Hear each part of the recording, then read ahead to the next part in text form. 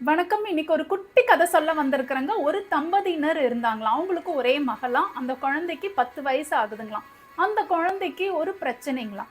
அதோடைய இதயத்துல நெறைய அடைப்புகள் இருந்துச்சாம். இருக்கு ஒரே மகள்னால அவங்களுடைய சொத்தெல்லாம் 1 மாசத்துல வித்துட்டு அறுவை சிகிச்சைக்கு ஏற்பாடு பண்ணாங்களாம். ஆனா மறுபடியும் மருத்துவர் அவங்கள கூப்பிட்டு சொன்னாருங்களாம், "ரொம்ப சான்சஸ் கம்மிங்க பிழைக்க வைக்கிறதுக்கு. ஏன்னா எல்லா இடத்துலயும் அடைப்பு இருக்குது. நம்ப முயற்சி தான் செய்ய முடியும்னு" சொன்னாங்க. அந்த பெற்றோர்கள் நம்பிக்கையா சொன்னாங்களாம், "என்னுடைய மகள் திரும்ப எங்ககிட்ட சேர்ந்துருவாங்க. எங்களுக்கு நம்பிக்கை இருக்கு.